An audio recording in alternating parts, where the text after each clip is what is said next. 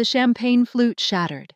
Zara Kane moved before the glass hit the marble floor, before the waiter could step back. Before anyone in the restaurant could scream, she crossed 12 feet in 2 seconds. Her shoulder drove into the waiter's chest. They hit the ground together, hard. His hand clawed for something in his jacket. She trapped his wrist as bones cracked. 2 men in suits lunged from a nearby table. The first swung a knife. Zara redirected his momentum, sent him crashing through a dessert cart. The second pulled a gun. She was already inside his reach. Elbow to throat. Knee to solar plexus. He dropped. 17 seconds. 3 attackers down. The restaurant erupted into chaos. Security finally arrived, shouting in Korean, but Zara was already looking at the man slumped in the corner booth, foam at his lips. Eyes rolling back. Min Jae-sung, Seoul's most powerful crime lord. He was dying. And she had no idea she'd just destroyed her own carefully constructed invisibility. 72 hours earlier. The shipping container was home. Zara sat on the edge of a salvaged cot, wrapping her knuckles for the night's fight. Through the rusted walls, she could hear Incheonport coming alive, container cranes groaning, ships bellowing in the fog, the industrial symphony of a city that never slept. She'd lived in 17 countries, 43 cities. This converted container in Korea's busiest port was number 62. 8 months. The longest she'd stayed anywhere in 4 years. Maybe that was the mistake. Her burner phone buzzed. Unknown number. She knew that number. "They're closing in on East Asia," the digitally masked voice said. No greeting. Never any greeting. "Satellite tracked 3 operatives through Taiwan. You have maybe 2 weeks." Zara stared at the phone. At the single duffel bag that held everything she owned. At the fake passport, the emergency cash, the always packed escape kit. She could be in Thailand by morning, Malaysia by tomorrow night. "Did you hear me?" the voice pressed. "I heard you." "Then move. Now." She ended the call. 4 years of running. 50 countries. 100 identities. She was so tired of being no one, of existing in the cracks between official records, of the constant calculation. How many exits? Who's watching? How fast can I disappear? For 8 months in Seoul, she'd almost felt human. She worked 3 jobs. Night security at a warehouse, weekend server at an upscale restaurant, and twice a week, she fought in underground matches for cash. The kind of fights where no one asked for ID, where blood on the canvas washed away with the morning. It wasn't a life, but it was closer than she'd gotten in years.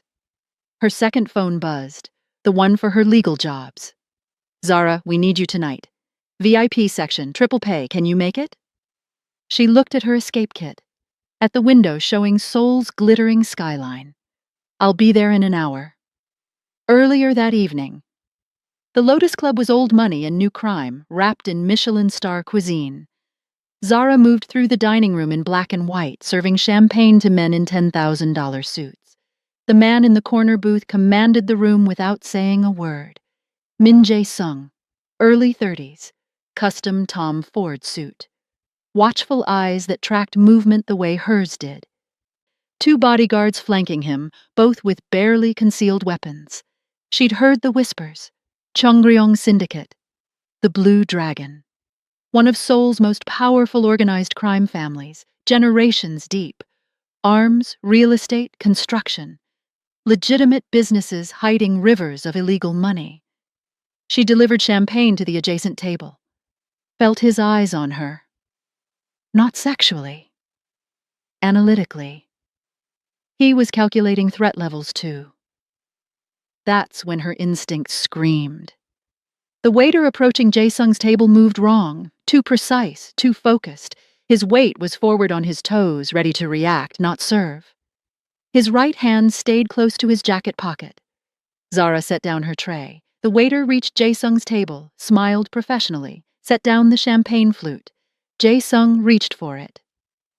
Zara saw the waiter's hand twitch toward his pocket, saw something in his eyes, Confirmation. Satisfaction. She moved. The glass exploded against marble. Zara's shoulder drove into the waiter's sternum.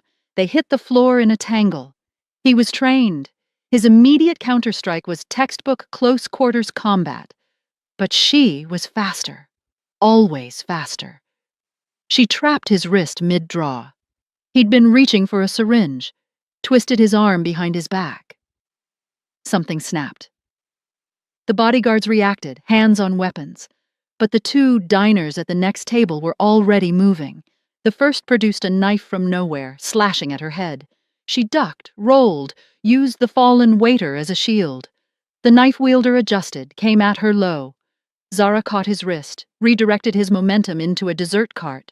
Crystal and porcelain exploded. The man crashed through sugar sculptures and collapsed. The second attacker had his gun, halfway out. Too slow. Zara closed the distance before he could aim, elbow to his throat, crushing his windpipe, knee to his solar plexus, folding him in half. She stripped the gun from his hand, ejected the magazine, threw both in opposite directions. He collapsed, gasping. 17 seconds. 3 down. The restaurant erupted. Screaming. Chairs scraping. Jae-sung's bodyguards finally processing what happened. Weapons drawn. Shouting in Korean. But Zara was already at Jae-sung's side. He was convulsing, foam at his lips, eyes rolling back. Poison. Fast-acting. Military grade by the smell. Bitter almonds. Metallic tang. Zara grabbed his jaw, forced his mouth open, checked his airway. To the nearest bodyguard. Call an ambulance. Tell them organophosphate poisoning.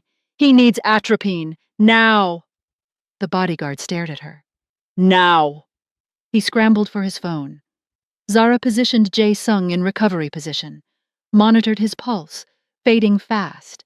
She'd seen this before. Different poison, same lethal efficiency, different life, different person. Security finally arrived, 6 men in suits, weapons drawn, shouting. Zara raised her hands, stepped back. Jae-sung's eyes found hers, barely conscious, but aware. Calculating even in dying. He saw her, really saw her. That was the problem. The police questioned her for 6 hours. Zara gave them nothing useful. No, she didn't know the attackers. No, she didn't know why they targeted that specific man. Yes, her reflexes were good because she'd taken self-defense classes. No, she didn't have combat training. Lies wrapped in half-truths. The performance was automatic, second nature. They had no reason to hold her. Technically. She'd saved a life. They released her at dawn. She walked back to her container through Seoul's waking streets, every instinct screaming that she'd made a catastrophic mistake. She'd revealed herself. Showed capabilities no civilian server should have. In a restaurant full of phones and cameras, the man she'd saved wasn't just anyone. He was connected, powerful. Exactly the kind of person who'd ask questions.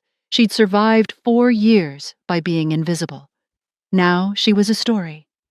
Back in her container, she pulled out her emergency kit. Passport, cash, contacts. She could be gone in 20 minutes. Singapore, Manila. Disappear into Southeast Asia's crowded cities. Her hands shook as she packed. She was so tired of running. The knock on her container door came at noon. Zara's hand went to the knife strapped to her ankle. She approached the door silently, looked through the security hole she'd drilled.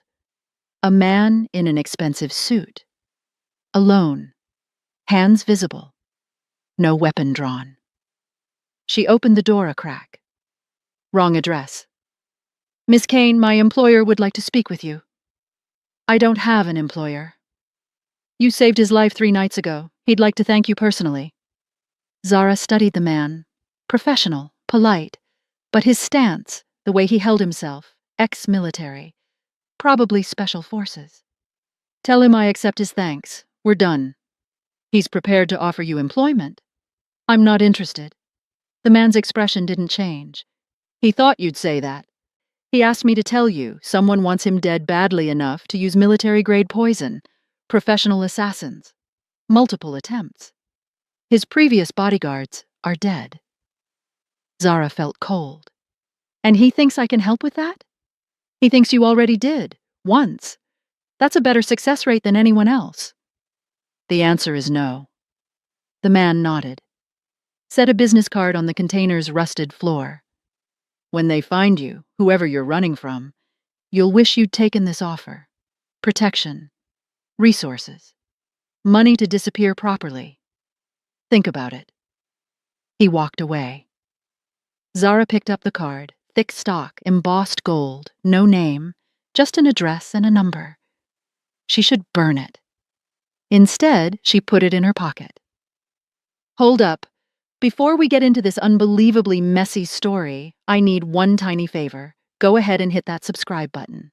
Show some support for your girl, I'll really appreciate it. All right, thank you, let's jump back in. Later that evening. The underground fight club occupied a converted parking garage in Gangnam. 200 people circled the chain-link cage, shouting, betting, drinking. The air smelled like sweat, blood, and soju. Zara wrapped her hands in the fighter's corridor, focusing on the familiar ritual. Tape, knuckles, wrists, the methodical preparation that quieted her mind. This was her third fight of the month. Easy money, brutal but honest. No one asked questions in the cage. No one cared about names or papers or pasts. Her opponent tonight was a former Olympic wrestler. 6'2", 220 pounds. Sponsored by a local gym, probably being groomed for legitimate MMA. Zara was 5'9", 145. A nobody who showed up, won, and disappeared. The odds were 5-1 against her. The bell rang. He came hard and fast, trying to end it early with his size advantage. Shoot for the takedown, use his wrestling. Textbook strategy. Zara let him think it would work. She evaded his first shot. His second. Third. Each time, she was exactly where he didn't expect. She could read his tells. The shoulder dip before a level change, the head position, the grip adjustment. She'd fought men twice her size in situations where losing meant dying. This was just a game. But she held back. Kept it interesting. Let him get close enough to make the crowd roar, then slipped away. She couldn't afford to show her real speed, her real precision. People remembered dominance. People forgot close victories. Round 2, she started her offense. Leg kicks, body shots. Nothing flashy, wearing him down. His breathing was ragged by the 2-minute mark. Round 3, she ended it. He shot sloppy, exhausted. She sprawled, took his back, locked in the rear naked choke. He tapped. The crowd erupted. Some in celebration, most in anger at lost bets. Zara released him immediately, helped him up.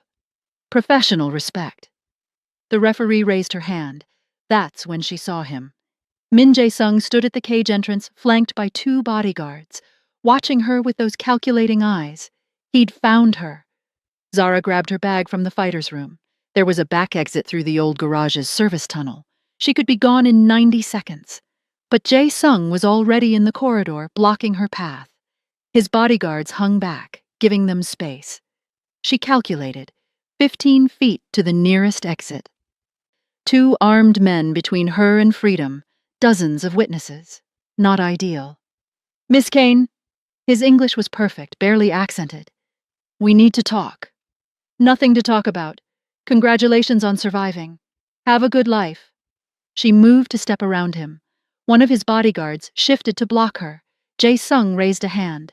The man backed off. Please, 5 minutes. Zara studied him. He'd recovered well from the poisoning. 3 days and he looked healthy.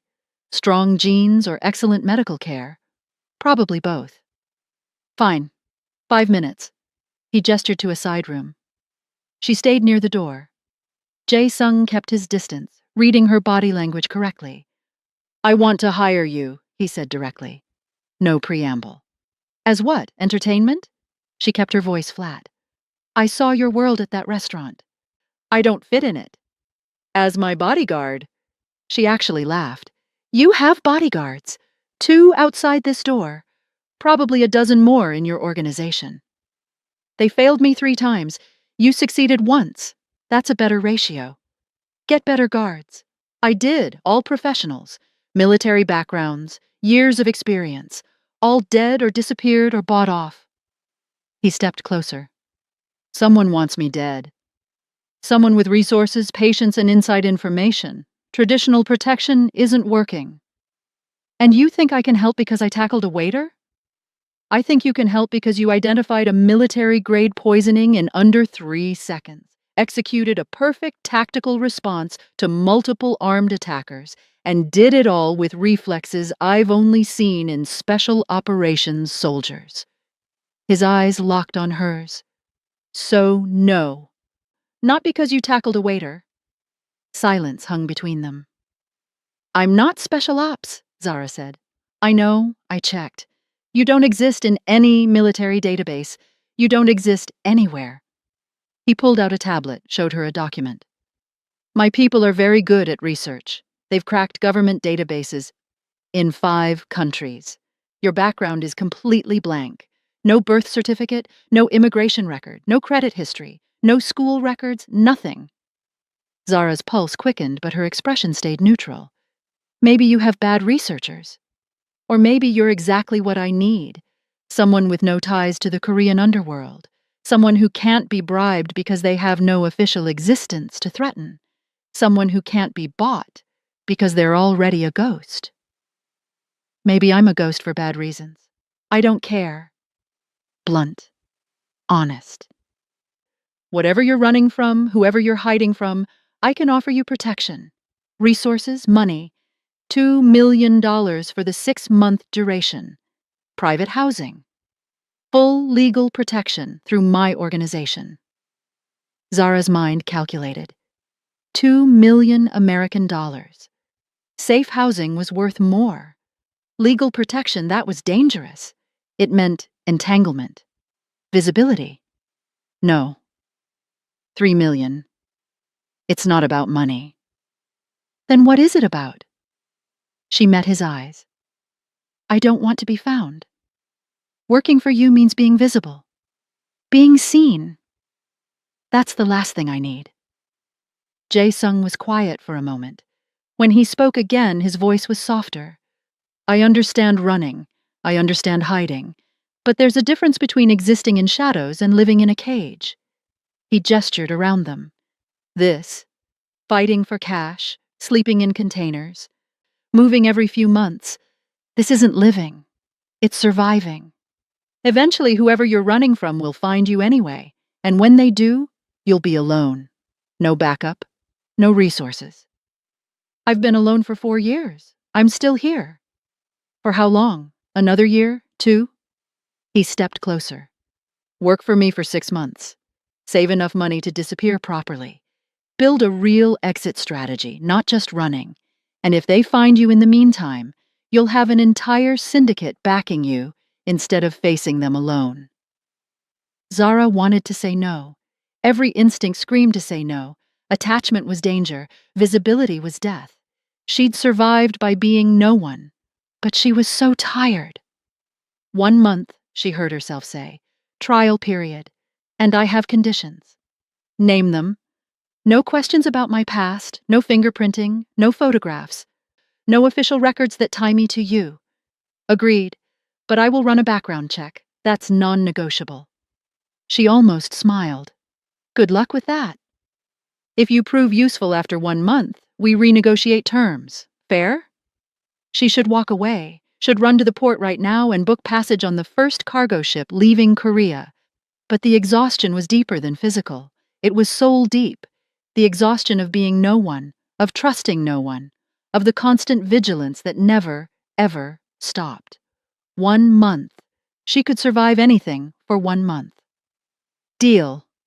The Chonggryong Syndicate headquarters was a revelation.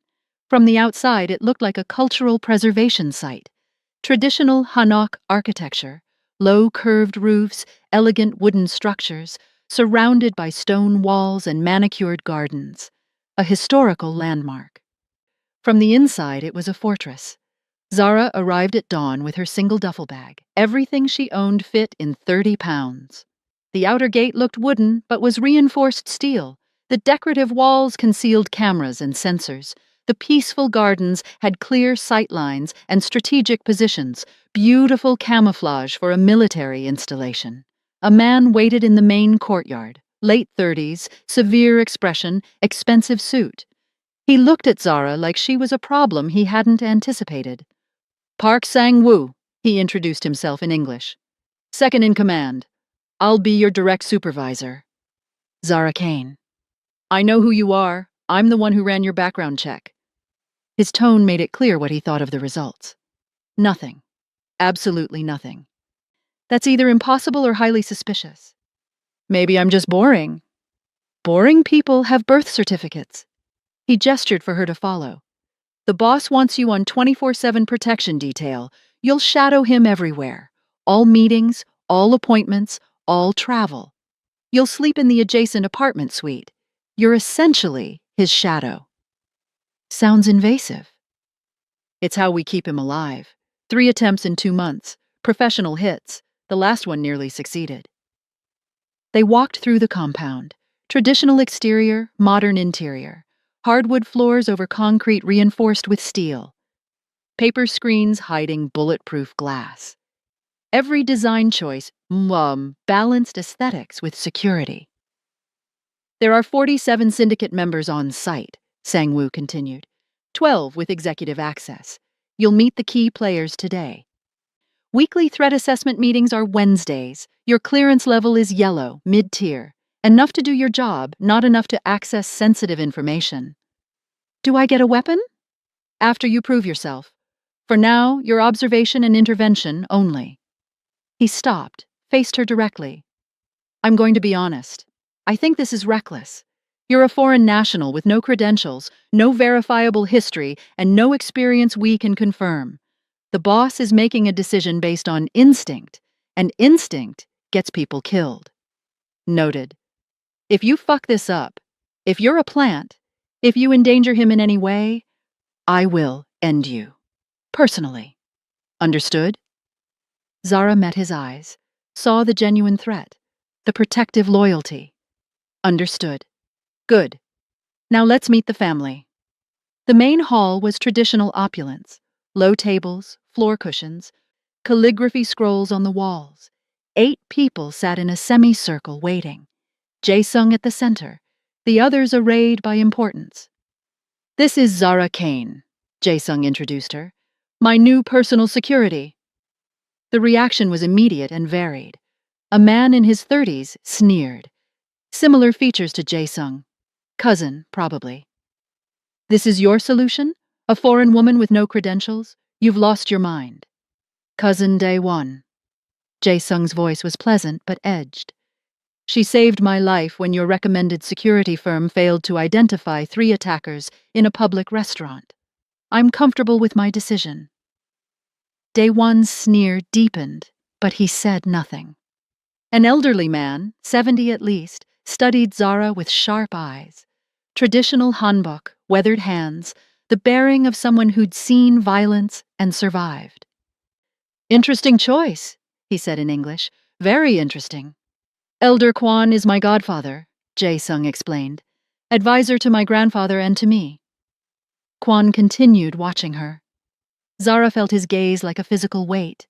He was reading her the way she read threats, professional assessment. A woman in her 40s, impeccably dressed, watched with cold calculation. Lee Mi-sun, financial operations. Her English was crisp, accent British educated. I hope you understand that representing this organization requires certain standards. Don't embarrass us. The subtle racism wasn't even subtle. Zara kept her expression neutral. She'd heard worse, survived worse. I'll do my best. The rest of the introductions blurred. Through it all, Dae-won kept glaring. Elder Kwon kept studying. Mi-sun kept judging. And Jae-sung kept watching her watch them. The background check came back empty, Sang-woo reported, standing beside Jae-sung. Completely empty. This is unprecedented. I know, Jae-sung said calmly. She could be anyone. A spy. A plant.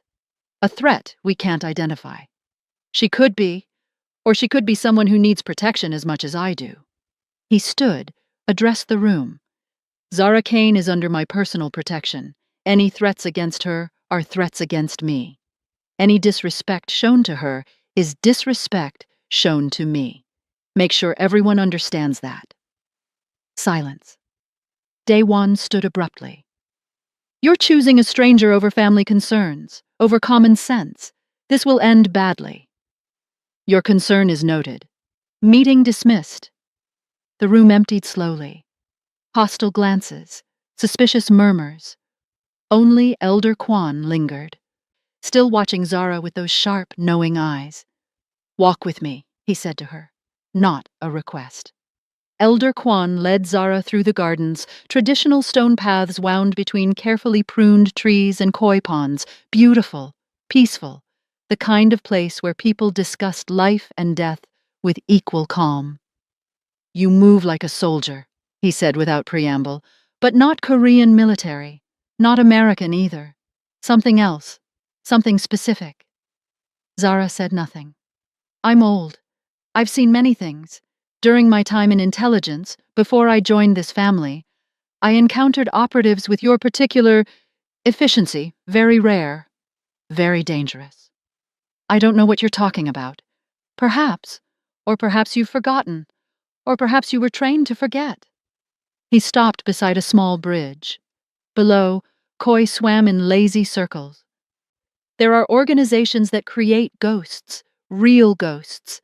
People with no past, no records, no existence beyond their training. I've only encountered 3 in my entire life. Zara's pulse quickened, but her face remained calm. Sounds like fiction. Fiction that just tackled 3 armed men in 17 seconds. He smiled. It wasn't unkind. I won't pry. Everyone has their reasons for becoming invisible. But understand, Jae-sung is important to me, more important than my own life. If you're here to harm him, I will know. And I will stop you. I'm not here to harm him. Then we have no problem. He turned to go, paused. That cousin of his, Daewon, he's ambitious, jealous. He sees you as a symbol of Jae-sung's weakness, not strength. Watch him carefully. I watch everyone carefully. Elder Kwan smiled again. Yes. I imagine you do. He walked away, leaving Zara alone by the koi pond. She stared at her reflection in the water. Fractured. Distorted. 1 month, she reminded herself. Survive 1 month. Get paid. Disappear properly. Don't get attached. Don't let them see you. 1 week into her employment, everything erupted. The family council met at a traditional estate outside Seoul. Sprawling grounds, multiple buildings, the ancestral home of the Cheongryong Syndicate's founding family. Every branch family sent representatives. 23 people total. The power structure of one of Korea's oldest criminal organizations. Zara stood against the wall in the main hall, eyes tracking movement, calculating threats. Jae-sung sat at the head of the low table, flanked by Sang-woo and Elder Kwan. The meeting started with business. Construction contracts, real estate investments, money laundering disguised as legitimate commerce. Billions of won flowing through shell corporations and legitimate businesses. Then Daewon struck. I'd like to address a security concern. He stood, commanding attention. Our leader has become paranoid. 3 assassination attempts have him so rattled that he hired a foreign woman with no credentials, no verifiable background, as his personal bodyguard. This shows weakness, instability, poor judgment. Murmurs around the room. Some agreeing, some watching Jae-sung for reaction. I'm quite comfortable with my decision, Jae-sung said calmly. Are you? Because I'm not. None of us are. Daewon gestured to the other families. You've brought an unknown element into our most secure locations. Someone who could be working for anyone. Police, rival syndicates, foreign intelligence. We know nothing about her. She saved my life. Once. By accident. Maybe. We don't actually know her motives. Daewon turned to the room. I propose a vote of no confidence unless our leader can prove his bodyguard is qualified for this position. The room exploded with reactions: support, opposition, argument. Elder Kwan raised a hand. Silence fell immediately. Daewon raises a legitimate concern, the old man said carefully. Trust must be earned, especially in matters of leadership security. I propose a demonstration. Jae-sung's jaw tightened. What kind of demonstration? Let her face 3 of Daewon's personal security team. Combat demonstration. If she's truly qualified, she'll prove it. If not, he shrugged. Perhaps Daewon's concerns are valid. The room buzzed with interest, bloodsport disguised as practicality. Daewon smiled. I accept those terms. Every eye turned to Jae-sung. Political trap. If he refused, he looked weak, protective of an unqualified bodyguard. If he accepted and Zara lost, he lost face and political capital. If she won. But that required her to win against 3 trained fighters. The decision is Miss Kane's, Jae-sung said quietly. All eyes shifted to Zara. She stepped forward, read the room, the politics, the trap. Daewon wanted to humiliate Jae-sung publicly, undermine his authority. This wasn't about her qualification, this was about power. I accept, she said clearly. When and where? Daewon's smile widened. Now, the courtyard. 3 of my best men. Continuous engagement. You win by incapacitation or submission. And if I win, no more challenges to your position for 90 days. If I lose, you're fired, and my cousin steps down as leader. The room went silent. Daewon had just raised the stakes catastrophically. This wasn't just about a bodyguard anymore. This was a leadership challenge. Jae-sung stood. Those terms are acceptable, Zara interrupted. She looked at Jae-sung. Trust me. He searched her eyes, saw something there, nodded slowly. The courtyard in 10 minutes, Elder Kwan announced. All family members may witness. 23 people formed a circle around the space. Betting was already happening, odds strongly against Zara. 3 men entered. Daewon's personal security. First was massive, 6'3", 240, former ROK Special Forces by his bearing. Second was lean, quick, Muay Thai stance. Third was medium build, moved like water, Krav Maga probably. All 3 were professional, well-trained, dangerous. They also assumed she'd be easy. Mistake. Zara stood in the center, dressed in black athletic wear. No protective gear, no weapons. Just her. Elder Kwan acted as referee.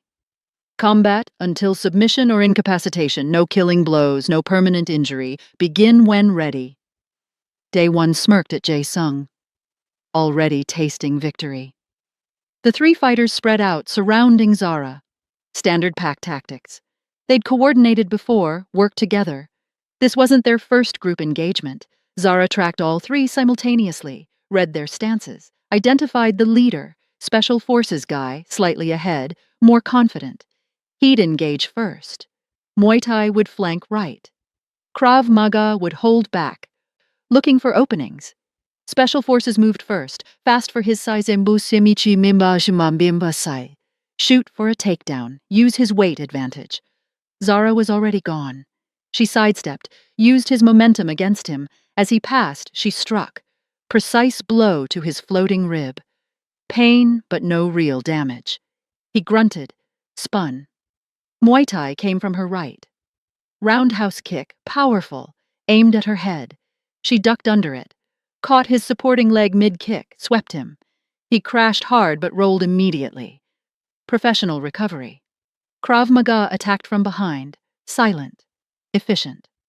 Zara sensed him more than saw him, dropped low, his strike passed overhead.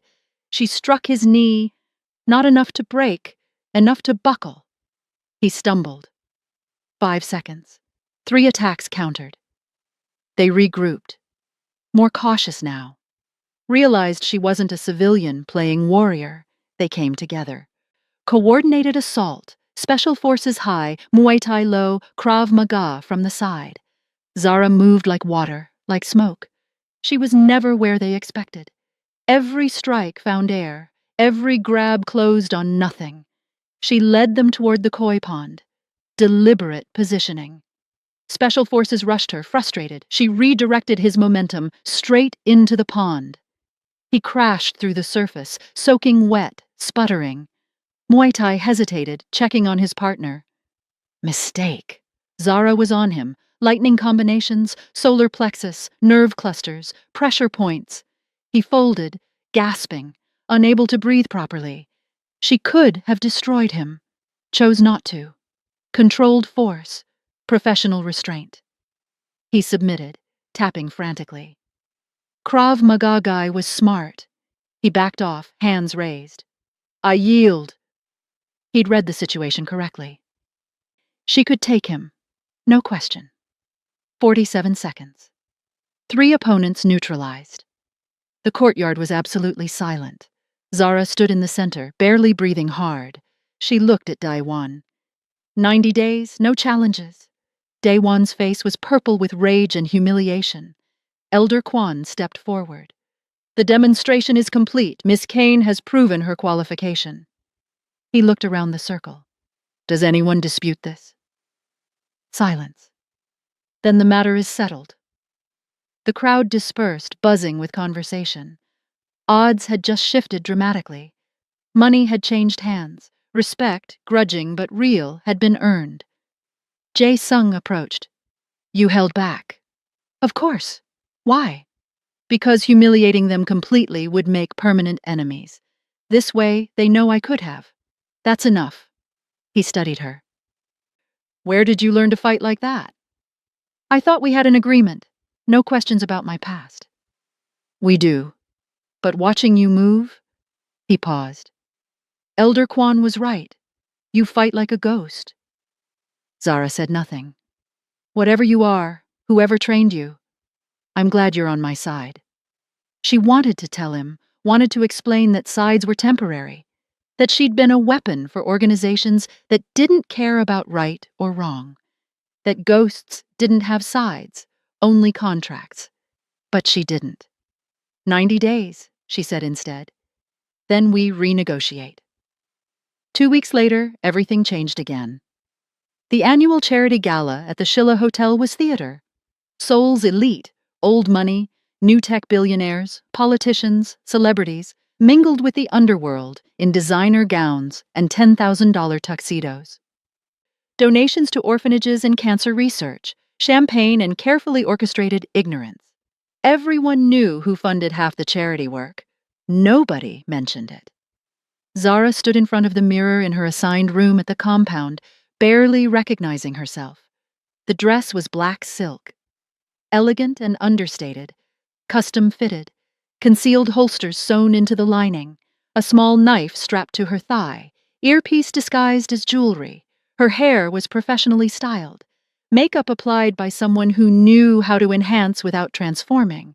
She looked expensive, polished, like she belonged. The woman in the mirror was a stranger. Ready?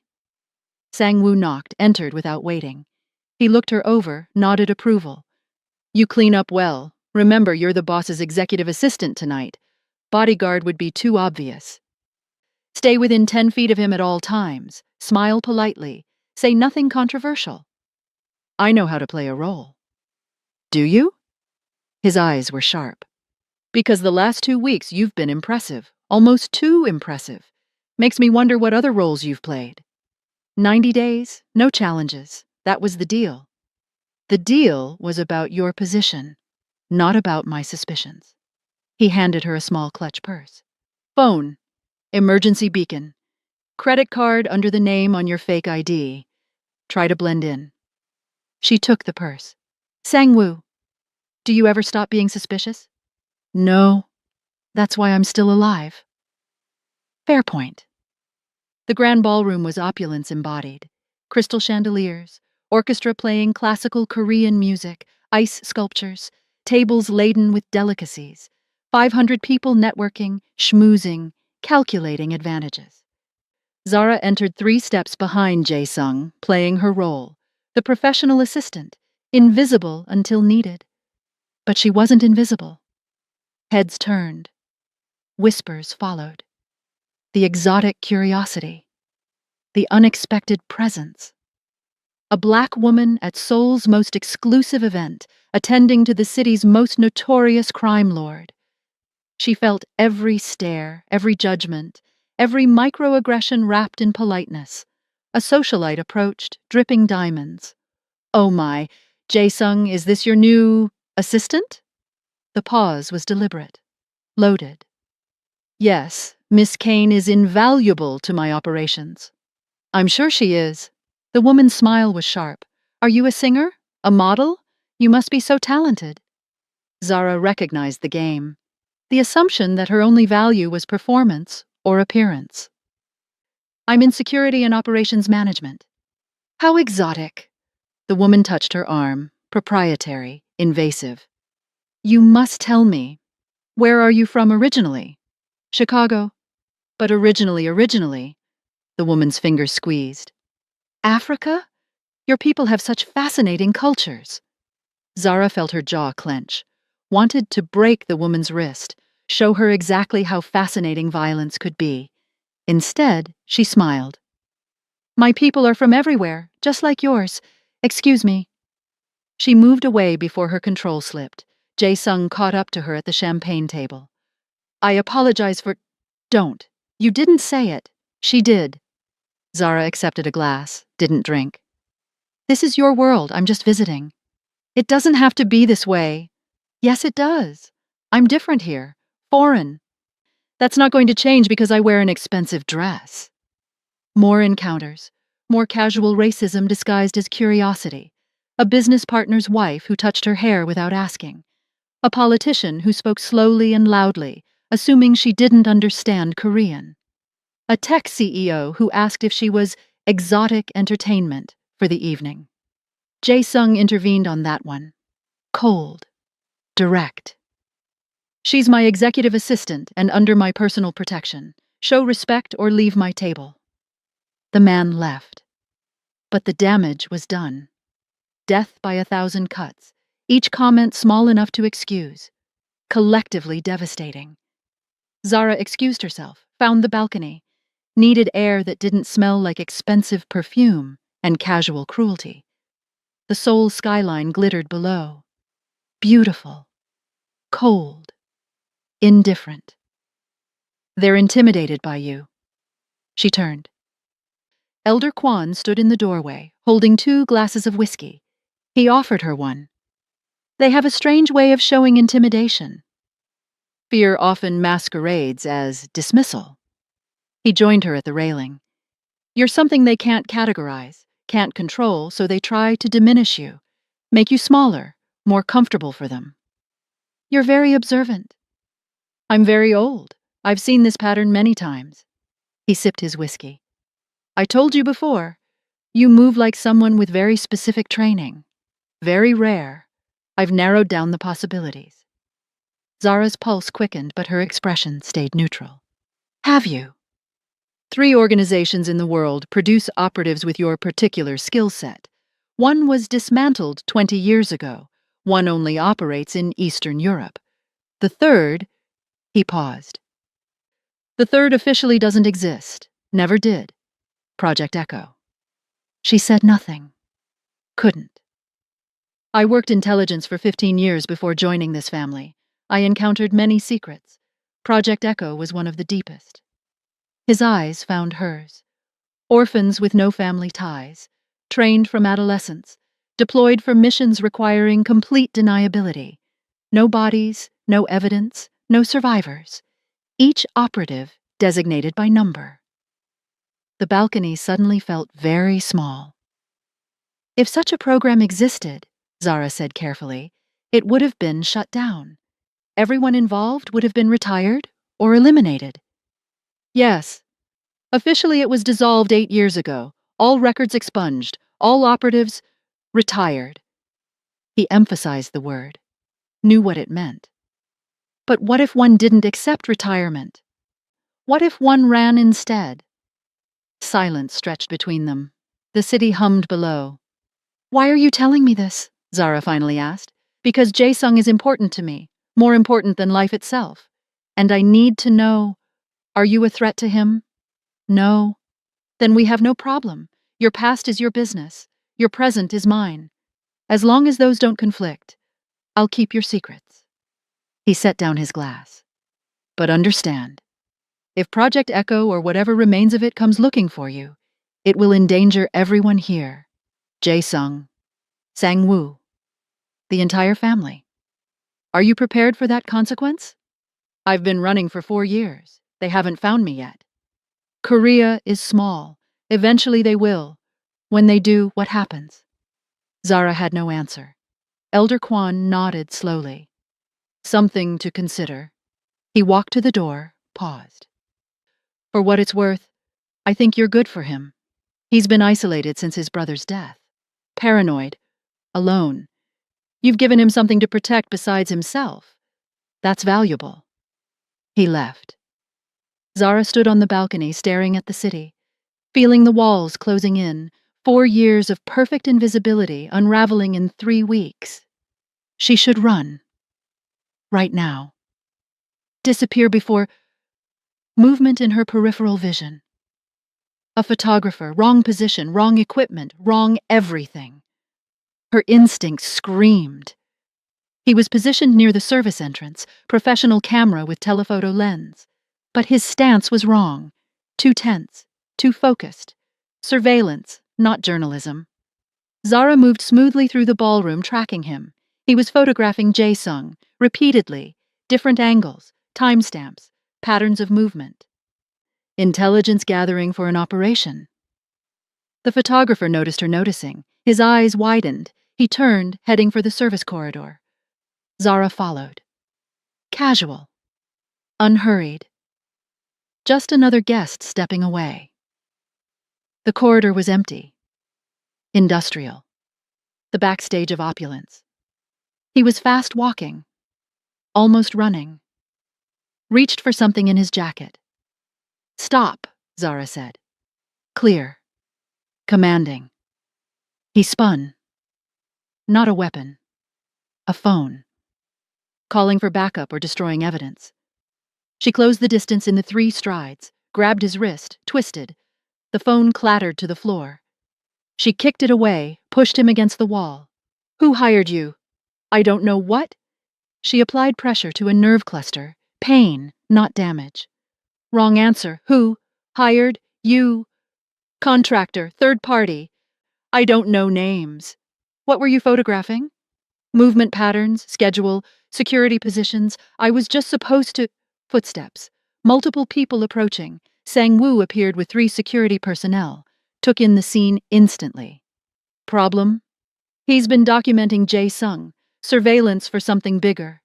She picked up the camera, handed it to Sang-woo. "Check the images."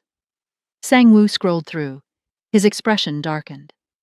"Boss at multiple times, different locations. This is target reconnaissance." "There's more." Zara grabbed the photographer's jacket, pulled out a folded paper. Blueprint. The compound layout. Guard positions. Entry points. Someone had provided internal intelligence. The mole wasn't just leaking information. They were actively planning something. "Who gave you the security details?" Zara demanded. "I don't know. Everything came through encrypted messages. I just followed instructions." Sang-woo signaled his men. They secured the photographer. "We need to tell the boss. Now." Back in the ballroom, Zara pulled Jae-sung aside, showed him the blueprint, explained the surveillance. His expression stayed calm, but his eyes went cold. "Someone inside provided this." "Someone with executive access," Sang-woo confirmed. "Those security positions change weekly. This is current intel from the last 3 days."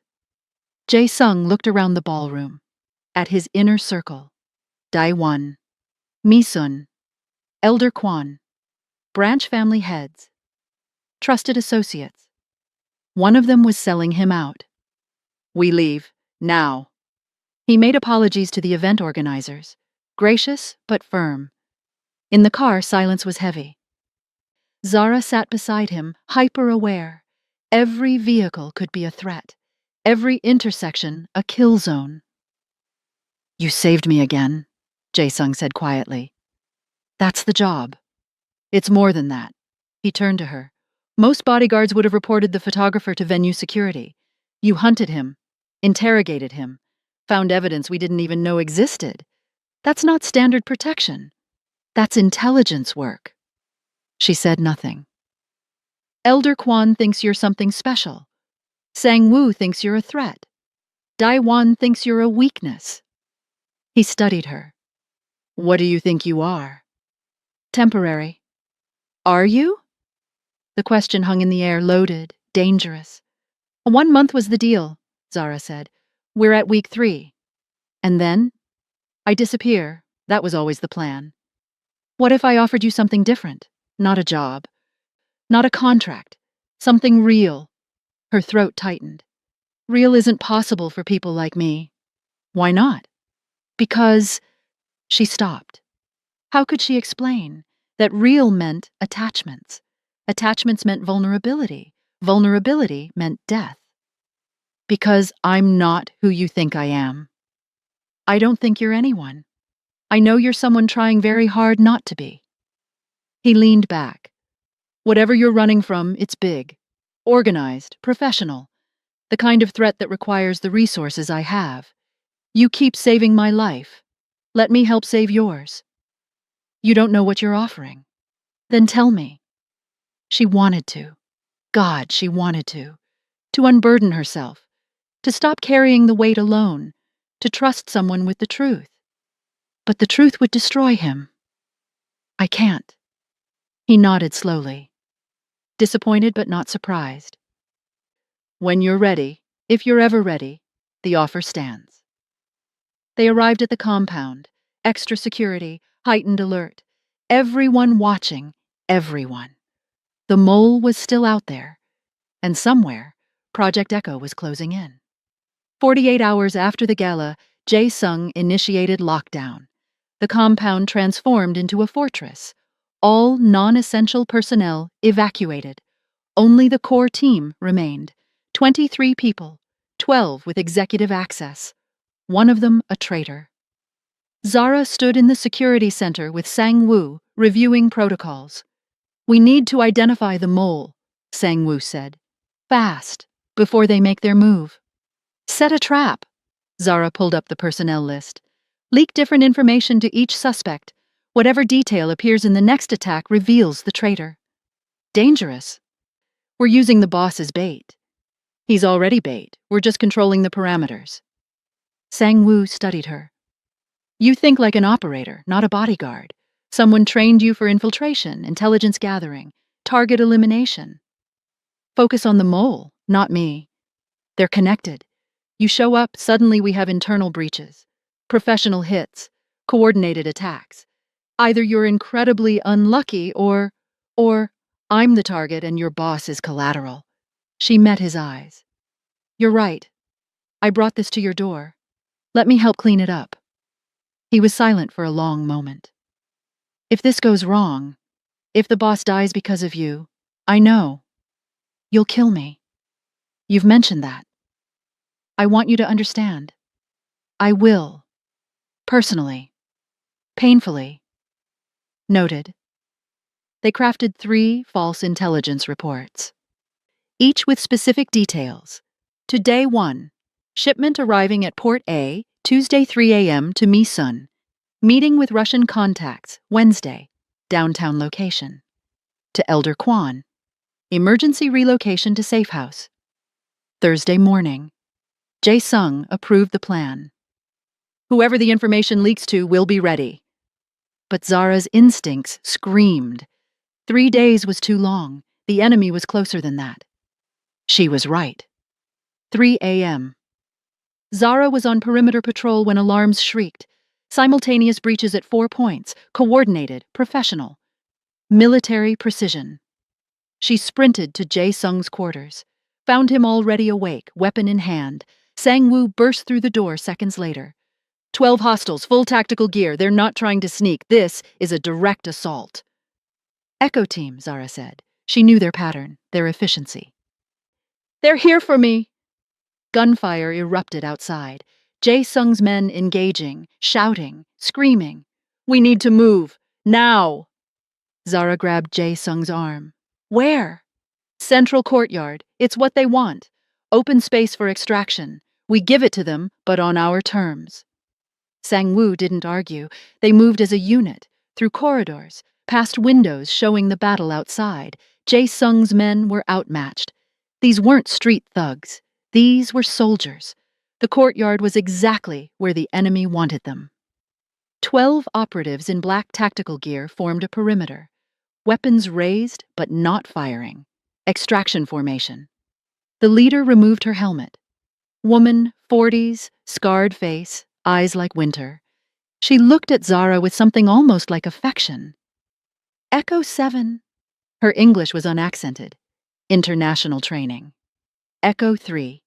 You've led us on quite a chase. Zara stepped forward, putting herself between the operatives and Jae-sung. I'm not going back. Back? There is no back. Project Echo evolved. Echo 3 gestured to her team. We're not being retired anymore. We're being redeployed. New identities, new lives, legitimate work for organizations that value our particular skill sets. Legitimacy through servitude, still not free. Freedom is a myth, 7. We were made to be weapons. At least now we're weapons with healthcare and retirement plans. She smiled. Cold. The program wants you back. You have value. Skills, experience, come willingly, and your friends live. Resist, and we're authorized to eliminate obstacles. Jae-sung raised his weapon. She's not going anywhere. Echo 3 barely glanced at him. This doesn't concern you. She works for me, that makes it my concern. She doesn't work for you, she's using you, hiding behind your organization until we found her. Now we have. Transaction complete. 4 operatives moved toward Zara, coordinated, professional. She recognized their training, knew their patterns, had fought beside people exactly like them. They were her equal. This was going to hurt. The first operative lunged. Zara sidestepped, redirected, struck the nerve cluster in his shoulder. He grunted but adapted, spinning into a kick.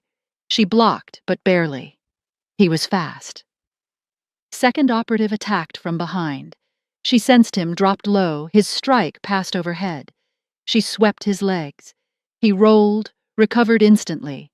Third and fourth came simultaneously, high and low. Classic pincer. Zara jumped, twisted in midair. Her feet connected with third's chest, used his body as a springboard to launch into fourth, elbow to his temple. He staggered, but first was back, grappling her from behind. Professional submission hold. She had seconds before passing out. Zara drove her heel into his instep, threw her head back into his nose, felt cartilage crunch. His grip loosened. She spun, drove her palm into his sternum. He went down. Jae-sung's men were engaging the other operatives, gunfire, shouting, chaos. But Zara's world narrowed to the 4 around her. They regrouped, came at her as a unit. No ego, no individual glory, pure efficiency. She couldn't win this. Not against 4 Echo-trained operatives. Not for long. One got close enough to whisper, Echo 7, the program found the black site. We know what you saw. Come back, and we bury it. Keep running, and we expose everything. That revelation cost him his concentration. Zara exploited it. Knee to his solar plexus, followed by elbow strike to his temple. He went down. 3 left. She was bleeding from a cut above her eye, breathing hard, exhausted. They came again. Zara fought with everything she had. But there were 3 of them. She managed to incapacitate 2. The third locked her in a submission hold. Professional. Unbreakable. Echo 3 approached. Enough! You've proven your point. You're still one of us. Now come home. I have no home. You do. With the program, with your family, we're the only ones who understand what you are. She crouched to Zara's level. You can't beat us. There are 40 operatives left globally. We'll keep coming, generation after generation, until you submit or die. Zara, gasping. Then I'll keep fighting. Why? For what? For him? She gestured to Jae-sung. He doesn't know you. Not really. When he learns what you've done, who you've killed, he'll hate you. They always do. Maybe, but that's my choice to make. Something shifted in Echo 3's expression. Surprise. Maybe even respect. You really think you can just choose a different life? After everything we've done? Everything we are? Watch me. Long silence. The courtyard was eerily still. The battle had stopped. Everyone watching. Echo 3 made a decision. Release her. The operative holding Zara hesitated. Ma'am? I said release her. He did. Zara stood, swaying, exhausted, bleeding, but standing. Echo 3 studied her. I'll report that we retired you, that Echo 7 is deceased. Mission complete. She stepped closer. But understand, this is the only mercy you get. If we cross paths again, if you compromise any active operations, I will eliminate you. Personally. Understood. Why are you doing this? Jae-sung asked. First time he'd spoken directly to Echo 3. Because she did something none of us have had the courage to do. She chose herself over the mission. Echo 3 looked at her team. We're leaving. Collect the wounded. No killing. This operation is terminated. The operatives retreated. Professional. In 90 seconds they were gone. Silence descended on the compound. Jae-sung approached Zara. Echo 7. She couldn't meet his eyes. Yes. What else haven't you told me? Everything. The truth. All of it. The weight of 4 years of running, of lies, of desperate survival. Everything, she whispered. Dawn broke over Seoul. The compound was damaged but secure. Jae-sung's men were wounded but alive. The threat was gone. For now. Zara sat on the rooftop garden. Blood cleaned from her face. Exhaustion bone deep. She'd been awake for 36 hours.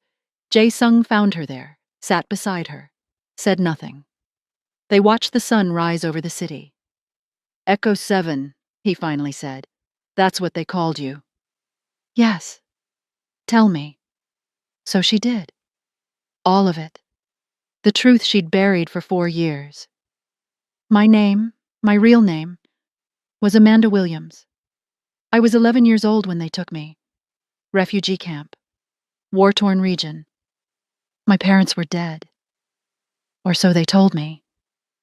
Now I think they were killed. Easier to acquire an orphan with no family searching. She described Project Echo. The training. 6 years of conditioning. Combat. Languages. Intelligence gathering. Psychological manipulation, turning children into weapons. First deployment at 17, target elimination in Eastern Europe, then Southeast Asia, Middle East, Africa. 4 continents. 13 confirmed missions. Extractions. Eliminations. Intelligence gathering. Things that officially never happened. Jae-sung listened. Silent. His face unreadable. Age 23, there was a sole deployment. Target was an arms dealer. Meeting with local syndicate heads. I was positioned as sniper. Half-mile out. Clean shot lined up. Her voice cracked. There was collateral damage. Someone was in the wrong place. The target's security reacted. Chaos. And a syndicate head's son was killed in the crossfire. Silence. His name was Min Tae-hyun. He was 19 years old. He was your younger brother. Jae-sung went completely still. I didn't know who he was. Didn't see his face until after. Just another casualty. Acceptable losses. That's what they told me. Tears finally came. But I couldn't accept it. Couldn't bury it. That night, I was ordered to eliminate witnesses. Clean up the mission. Instead, I ran. She wiped her eyes. They erased my records. Hunted me. Not because I failed, because I refused to complete the mission. I knew too much, had access to too much classified information. I became a liability. 4 years, 50 countries, dozens of identities, running from the organization that made me, from the guilt, from myself. She looked at him. When you hired me, I didn't know who you were. I'd never seen your face, only your brother's. Only after did I realize. And by then you'd already decided to stay, Jae-sung finished. Yes. Long, agonizing silence. I should hate you, Jae-sung said finally. His voice was hollow. For 5 years, I've hunted for answers, spent millions investigating my brother's death, built entire intelligence networks trying to find who was responsible. And the person who killed him has been saving my life. I know. My brother died because our family was in business with arms dealers, because my grandfather prioritized profit over safety, because we existed in a world where violence is currency. He turned to her. You pulled the trigger, but the weapon was loaded by the same system that tried to kill you. We're both victims of it. That doesn't absolve me. No, but it contextualizes it. He stood, looked out over Seoul. For 5 years I've carried rage, grief, the need for revenge, and now I finally have a target. Someone to blame. Someone standing right here. Zara stood as well. Then do it. Kill me. I won't fight back. Maybe that's the resolution we both need. He actually laughed. Bitter. Exhausted. You think I could? After everything? After you've saved my life 3 times, after I've seen you fight for survival with everything you have, after I've watched you try to become human again? Then what? Then we figure it out. Together. He faced her. Because the person who killed my brother was following orders from an organization that destroyed both our lives. You're not Echo 7 anymore. And I'm not the man who let grief consume him for 5 years. We're both trying to be someone different. I don't know who Amanda Williams was supposed to be. Then figure it out here. With people who know your worst truth and choose you anyway. The program will come again. Let them. We'll be ready. She searched his eyes, found something impossible. Forgiveness. Acceptance. Maybe even, why? She whispered. Why would you do this? Because my brother would have wanted me to. He believed in redemption, in second chances, in mercy over revenge. Jae-sung stepped closer, and because I can't imagine my life without you in it now, professionally or otherwise. The unspoken confession hung in the air. Zara felt something crack inside her. 4 years of armor, of emotional distance, of surviving by feeling nothing. It shattered. I don't deserve this, she said. Don't deserve you. Don't deserve forgiveness. Probably not, but you have it anyway. They stood inches apart, the city waking below. The sun warm on their faces. Jae-sung reached up, gently touched the cut above her eye. You're bleeding. I've had worse. I know. His thumb traced her cheekbone. But you don't have to anymore. Not alone. The moment stretched, charged, inevitable. He leaned in. She didn't move away. His lips almost touched hers. Boss! Sang-woo burst onto the rooftop. We found the mole! They broke apart. The spell shattered. Sang-woo didn't seem to notice the tension. Day 1. We traced communications. He's been coordinating with the program for 3 months. Gave them your schedule. Security layouts, everything. Jae-sung's expression shifted. Grief to rage in seconds. Where is he? Private office. Locked himself in when he realized we knew. Bring him. Daewon sat in the main hall, surrounded by security. He looked defiant. Cornered. Jae-sung entered. Zara hung back, watching. Why? Jae-sung's voice was quiet. Dangerous. Why? Daewon laughed. Because you're weak. Because you chose that foreign woman over family, over blood, over everything grandfather built. The program approached you 3 months ago, offered to eliminate you if I helped them track her. I didn't know she'd become important to you. I thought she was just another employee, another mistake. His eyes found Zara. I didn't know she'd seduce you, make you forget your responsibility to this family. I chose her over nothing. I chose competence over prejudice, loyalty over bloodline. You chose a ghost, a weapon, someone who doesn't even have a real name. Daewon stood. And now look at us. Our compound is damaged. Our men are wounded. All because you couldn't let her go. All because you betrayed us, Sang-woo interjected coldly. I saved us, or tried to, before she destroyed everything. Jae-sung was silent for a long moment.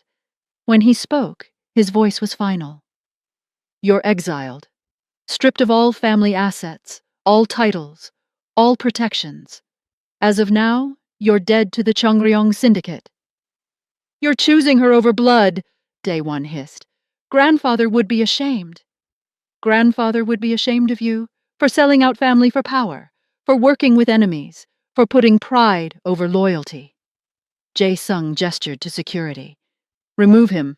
He has 2 hours to leave Seoul. After that, he's a hostile target. Daewon left, escorted, defiant to the end. Elder Kwon approached Jae-sung. You made the right choice. Family isn't just blood. It's trust, loyalty, shared purpose. He was my cousin. He was a traitor. There's a difference. The room emptied. Only Jae-sung, Zara, and Sang-woo remained. Sang-woo looked at Zara. I was wrong about you. You're not a threat. You're an asset. Maybe the most valuable one we have. I'm a person, not an asset. Fair. He almost smiled. Welcome to the family, officially. He left. Jae-sung turned to Zara. So, what now? Now. She took a breath. Now we have a takeover to plan. He raised an eyebrow. Takeover? Daewon had support. Branches of the family that agreed with him, they'll move against you within weeks. She stepped closer. So we move first. Consolidate power. Eliminate threats. Show everyone that the Chongryong Syndicate is stronger than ever. We? We. She met his eyes. I'm not running anymore. I'm staying. If you'll have me. In what capacity? The question was loaded. Professional, personal, everything. Whatever capacity you need. Bodyguard, enforcer, partner. She hesitated. Friend? Just friend? The air between them crackled. I don't know how to be more than that, she admitted. I've spent years being no one. I don't know how to be someone's anything. Then we figure it out. Together. No pressure. No expectations. Just... He reached for her hand. Just real. Whatever that means. She took his hand. Felt warmth. Connection. Possibility. Okay. Okay. They stood in the damaged hall, surrounded by the aftermath of violence, of betrayal, of truth finally spoken. The sun was fully up now. A new day. A new beginning. Zara smiled. For the first time in 4 years, genuinely. So, that takeover? Jae-sung laughed. Let's plan it. Thank you for watching till the end. If this story touched you, inspired you, or took you on a journey, don't leave without hitting the like button. Subscribe if you haven't, and switch your notifications on. You don't want to miss what I got coming up. Make sure to drop in the comment section where in the world you're watching from. We're building a global community of story lovers here, and your voice is part of it. See you in the next one. Have a great day.